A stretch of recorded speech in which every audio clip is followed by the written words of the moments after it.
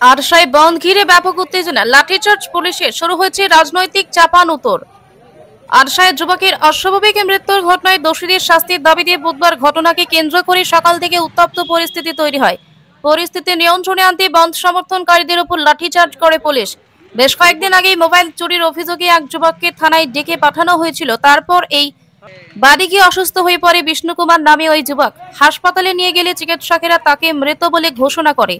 পরিবারের অভিযোগ, বিষ্ণু কুমারকে থানায় ডেকে বেধড়ক মারধর করা হয়েছে, যার কারণে তার মৃত্যু হয়েছে।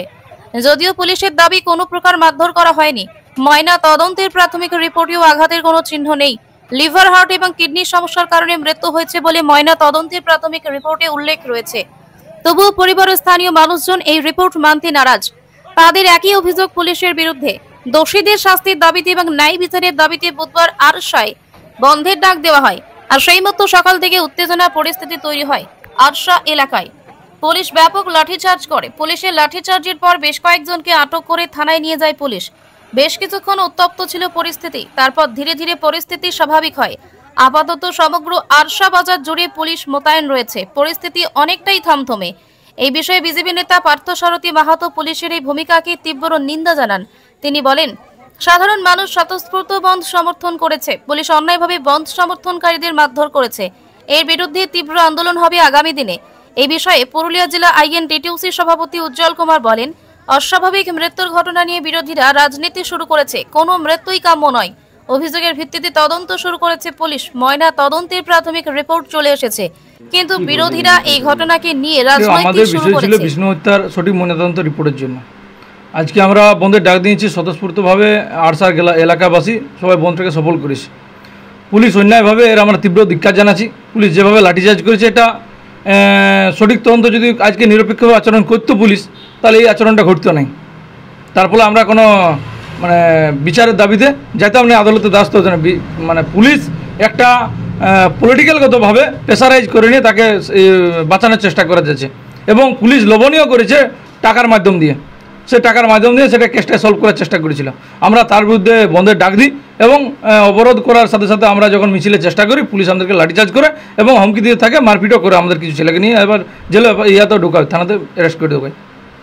এই যে বেশ কয়েকজনকে আটক করা হলো, মারপিট করা হলো, পুলিশ লাঠিচার্জ করেছে, এর প্রতিবাদে কি আগামী দিনে আপনারা আবার পথে নামবেন? আমরা আজকে বিকাল তক দেখি পুলিশ কী করছে আমাদের যা 12 ঘন্টা বন্ধ সফল করার জন্য। তারপর পুলিশ কি তাদেরকে কেস দেবে না কী দেবে, যদি দেই আমরা তাদেরকে ছাড়াবার বন্দোবস্ত করছি।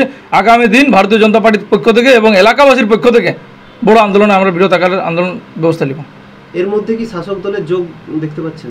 দেখুন, শাসক দল গ্রামবাসীর পক্ষ থেকে দাঁড়ায় নেই।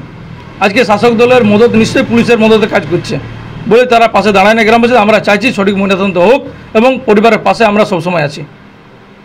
এই যে বন্ধ নিয়ে একটা ব্যাপক উত্তেজনা, পুলিশের লাঠিচার্জের ঘটনা ঘটে, কি বলবেন এই বিষয়ে? দেখুন, বন্ধ সমর্থকরা কোথাও কোথাও দোকানপাট জোর করে বন্ধ করার চেষ্টা করে। স্বাভাবিকভাবে পুলিশ তার কাজ করেছে। পুলিশ তাদেরকে প্রথমেই তো ওয়ার্নিং দিয়েছে, আমরা যা দেখলাম, এবং তারপরেও তারা কোথাও কোথাও জবরদস্তি করছিল, রাস্তা অবরোধ করেছিল, রাস্তা আটকে সাধারণ মানুষকে হয়রানি করার চেষ্টা করছিল। ফলে পুলিশ প্রশাসন তার নিজের কাজই করেছে। এই যে মৃত্যুর ঘটনা, অস্বাভাবিক মৃত্যুর ঘটনা, এই প্রসঙ্গে কী বলবেন? প্রশাসন দেখছে বিষয়টা, ময়নাতদন্ত হয়েছে, রিপোর্ট এসছে, আপনারা জানেন যে সেই অস্বাভাবিক মৃত্যু বলতে তার শারীরিক অসুস্থতার জন্য, কিন্তু মৃত্যুটা কারোই কাম্য নয়। শারীরিক অসুস্থতার জন্য যে ময়নাতদন্ত রিপোর্ট এসেছে, এবং পুলিশ প্রশাসন তার তদন্ত করছে, পুলিশ প্রশাসন তো এই বিষয়ে দেখছে। বিরোধীরা তো বলছে যে পুলিশের মারেই মৃত্যু। বিরোধীদের আর কোনো রাজনৈতিক এজেন্ডা নেই, তার জন্যই তারা এই মানুষের মৃত্যুকে নিয়ে তারা রাজনীতি করে। আমরা যা দেখতে পাচ্ছি প্রতিটা জায়গায় যে কোনো মানুষের মৃত্যু হলে তারা মৃত্যুকে নিয়ে রাজনীতি করছে। বিরোধীদের কাছে কোনো এজেন্ডা না থাকার জন্য তারা এইগুলো করে বেড়াচ্ছে।